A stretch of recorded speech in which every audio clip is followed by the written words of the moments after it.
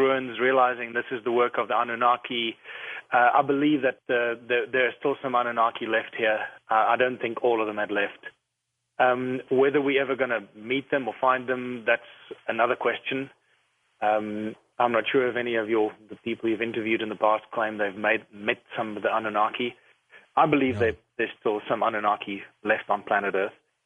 But by the same token, I believe that they have evolved themselves, just like we've evolved, and it's an inevitable process. And now we know so much more about our DNA and how our DNA responds to this primordial light source from the galactic center, and that it's an unstoppable process of evolution that we just constantly move towards higher consciousness.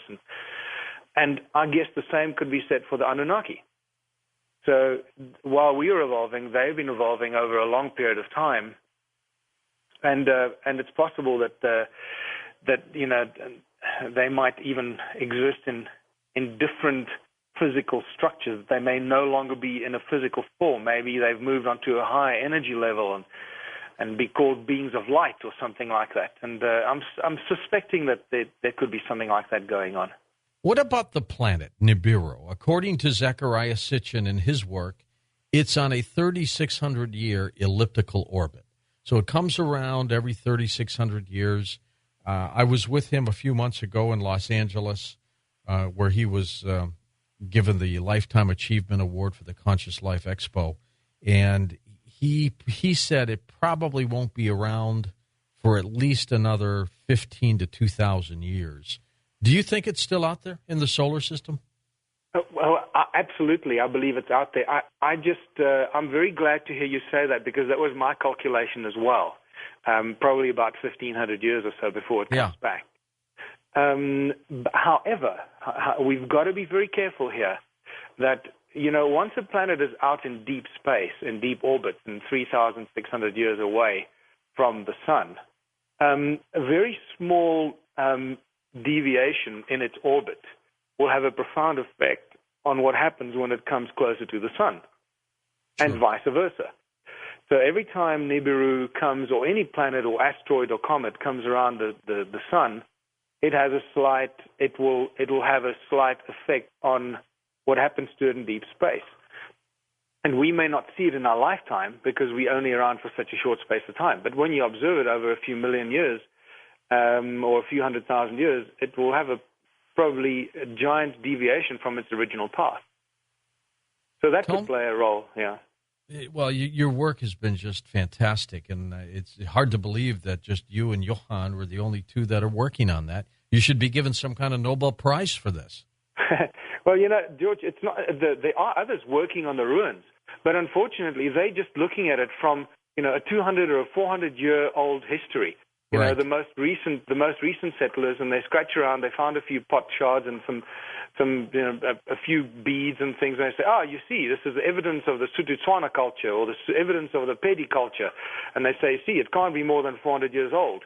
And then I very quickly want to remind them that, rule number one in archaeology is that civilizations build on top of each other.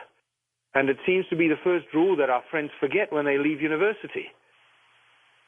So I get a little irritated when they start doing that, because they just, look what's happening in Rome and in London and in Paris when they're discovering the lost cities under what we think we know very well, ancient history of these cities that we knew nothing about. So you can imagine how much mystery lies below the sand here in southern Africa, of the largest city ever built, Stone City, by Enki himself. And we think that, by scratching around the surface, we're going to get some answers. That's not going to work. Don't they see the difference between a 300 to 400,000-year-old structure and something that was made 300 years ago? Can't they see that? Well, obviously they don't. And just because I can just imagine your listeners are going now, well, how do you know that it's 300,000 years old? So I better quickly jump there and explain why we have such evidence. Right. You can't carbon date stone, so go ahead. Yeah, exactly. First thing people ask, well, did you do any carbon dating? I say, well, not really. As you say, you can't carbon date stone. So we got to work with every other scientific principle that we can embrace and get some scientific data back from that research. And so we look at all kinds of things. First of all, I've already mentioned the alignment with the rise of Orion, the Orion's belt alignment at Adam's calendar. The fact that we have a Horus stone, which marks the rising of the sun on the spring equinox a long, long time ago. The fact that we found a small little sphinx beautiful sphinx carved out of stone a few hundred meters north of Adam's calendar, and so forth. The alignment to Orion's belt only starts to make sense when you go way over 100,000 years. Otherwise, it doesn't seem to compute and align. Okay, so we're dealing with something that's at least 100,000 years old, or probably a lot older. Yeah. Then we start looking at the erosion on the stones. We're dealing with the two very, very hard stones. We're dealing with dolerite. Dolerite is a very hard stone. It also has very strong acoustic and magnetic properties. And then the other stone that is used in the dolerite, incidentally, is used at Adam's calendar. All the stone at Adam's calendar is dolerite, and it was brought from some distance away to build on the edge of the cliff. It is not part of the bedrock. Okay, then the erosion on the rocks is a very, very good indicator of its age. These rocks do not erode quickly. And when you see some of the eroded edges where we see breaks on one of the stones at Adam's calendar, there's at least a centimeter or two of erosion on the broken edge. Now we start dealing in hundreds of thousands of years and not just, hundreds or a few thousand years. Right. If you didn't know about the story of the Annunaki, if you didn't know that at all, would you still be saying this is much older than most people are saying?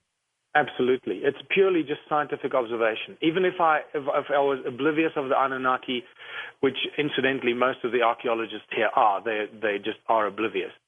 And I had an email received from the head of anthropology at the big university in South Africa a few weeks ago saying that he finds my work preposterous and devoid of any scientific merit. I found that quite interesting because archaeology is not exactly a scientific study. I didn't want to remind him of that, but anyway.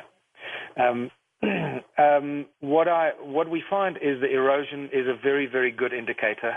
And then the other thing is the patina growth. And this is a beautiful, beautiful scientific argument that is very difficult to argue against. Now, explain that. What is that?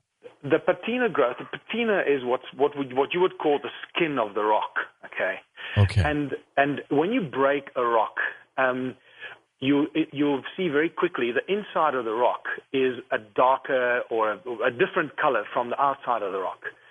And the particular rock that we have here that has been used in the construction of the ruins is, as I mentioned earlier, it's called the Hornfels. Its actual name is Hornfels, named after a German geologist. And when this rock is exposed to outside air and outside elements, it starts to grow this patina, the skin, which is a combination of oxidization, of calcification, of all kinds of chemical processes that on the surface of the rock that are guided by and aided by oxygen and rain and the climatic circumstances. Mm-hmm. And this particular patina grows very, very slowly. It grows about 5,000 years from current research available. It grows about 5,000 years for the first microscopic layer to form.